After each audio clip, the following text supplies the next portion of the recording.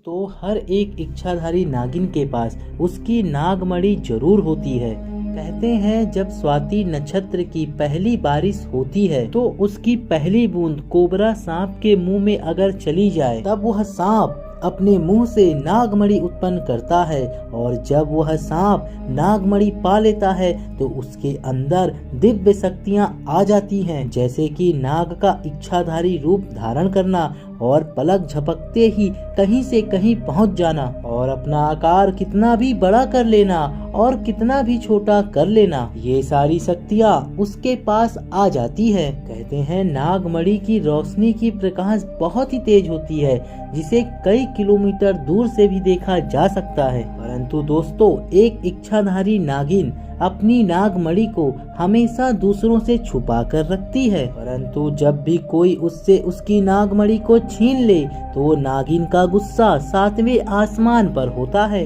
ऐसी ही एक सच्ची घटना आज हम आपको बताने वाले हैं, जो कि झारखंड के सतका बांधा में घटी, जो कि जंगल के एकदम करीब बसा हुआ है। इसी गांव में आशीष और रामू नाम के दो व्यक्ति रहते थे।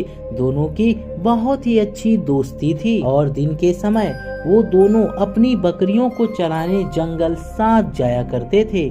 उसी गांव में एक इच्छाधारी नागिन अपने नाग के साथ रहा करती थी और अपने नागमणि की रखवाली करती थी। एक बार रामू की बकरी घने जंगल के अंदर चली गई। फिर रामू ने आशीष से कहा कि तुम बाकी बकरियों को अपनी बकरियों के साथ घर को ले जाओ, मैं जंगल के अंदर जाकर उस बकरी को ढूंढ के ले आता हूँ, शायद वो जंगल के अंदर बहुत ही चली गई है। उधर नागिन भी इंसान का भेष धारण कर नागमणि को अपने नाग के पास छोड़ गांव में भ्रमण करने को निकल गई। जब रामू अपनी बकरी को ढूंढता हुआ जंगल के अंदर पहुंचा तो उसने देखा कि एक बिल से बहुत ही ज्यादा तेज रोशनी आ रही थी। उसने सोचा शायद वहां पर कोई आभूषण या कोई कीमती हीरा हो सकता है, और उसने वहीं पर पेड़ की एक टहनी को तोड़कर वहीं पर उसे अपना हथियार बना लिया और फिर उस बिल को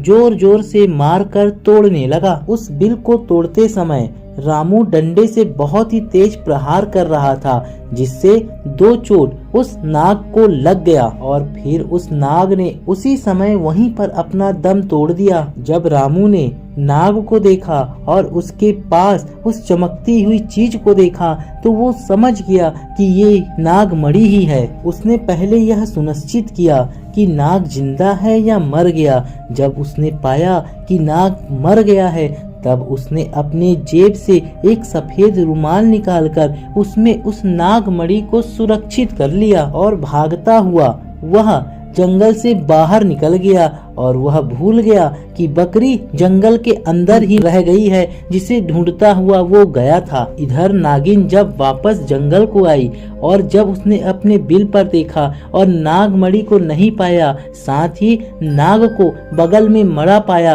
तो वो गुस्से से आग बबूला हो गई। उसने अपनी शक्ति से नाग के आंख में देखा और यह जान लिया कि ये हरकत किसकी है। रामू ने बहुत बड़ी गलती कर दी थी कि उसने ये गलती की थी कि नाग के शरीर को जंगल में ऐसे ही छोड़ दिया था। अगर वह उस नाग के शरीर को जला देता तो नागिन को शायद ही पता चलता कि उसके नाग को किसने मारा है। इधर रामू बहुत ही खुश था क्योंकि उसे दुनिया की सबसे बड़ी कीमती चीज नागमणि जो मिल गई थी। रामू जब अपने घर पहुंचा, उसने हाथ में नागमणि को रखकर यह इच्छा जताई कि उसकी खोई हुई बकरी मिल जाए। दोस्तों, चमत्कार हुआ, अगले ही पल वो बकरी उनके दरवाजे पर थी। रामू ये सब देखकर बहुत ही ज्यादा खुश हो गया।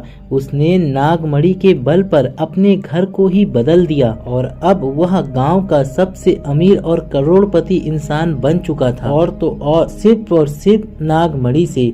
उधर नागिन अपने नाग का बदला लेने के लिए बहुत ही ज्यादा बेकरार थी, परंतु वो विवश थी क्योंकि रामू के पास नागमणि थी और वह रामू को जब तक नुकसान नहीं पहुंचा सकती कि जब तक उसके आसपास नागमणि हो। दोस्तों, कहते हैं कि इच्छाधारी नागिन बगैर नागमणि के भी कोई भी रूप धारण कर सकती है। अपनी इसी शक्ति का लाभ उठाकर नागिन ने एक सुंदर कन्या का रूप धारण किया। रामू किसी काम से शहर जा रहा था तो नागिन बीच रास्ते में बैठ गई लड़की का रूप लेकर और रोने लगी। जब रामू ने देखा कि एक सुंदर स्त्री बीच रोड में रो रही है, तब वह तुरंत गाड़ी से उतरा और उससे पूछा कि आखिर तुम रो क्यों रही हो। तब नागिन के भेष में उस लड़की ने कहा, मेरा नाम आरती है और मैं अपने पति के साथ दूसरे गांव में रहती थी और कल वह किसी अन्य स्त्री के साथ शादी करके आ गया और मुझे घर से मार मार के बाहर निकाल दिया। मैं बेसहारा हूँ और लाचार हूँ।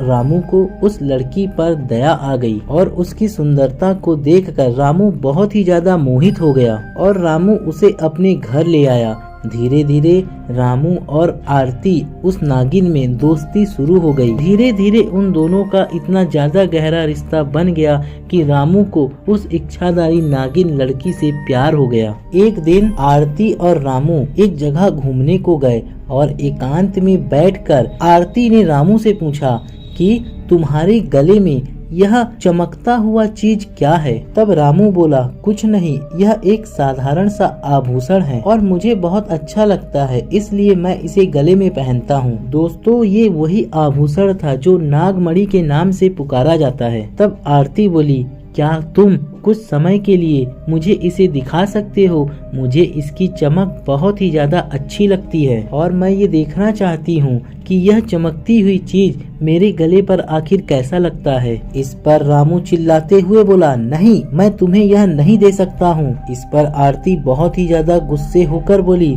कि रामू, तुम तो कहते हो कि तुम मुझे अपने जान से भी ज्यादा प्यार करते हो और मैंने तुम्हारे गले की ये छोटी सी तुच्छ सी चीज क्या मांग ली तो तुम मुझे मना कर रहे हो। रहने दो, मुझे मालूम है कि तुम्हारे लिए मैं ज्यादा मायने नहीं रखती हूँ। रामू ने अपने गले से वह कीमती पत्थर को निकालकर आरती को दे दिया और बोला, रखो पर ध्यान से।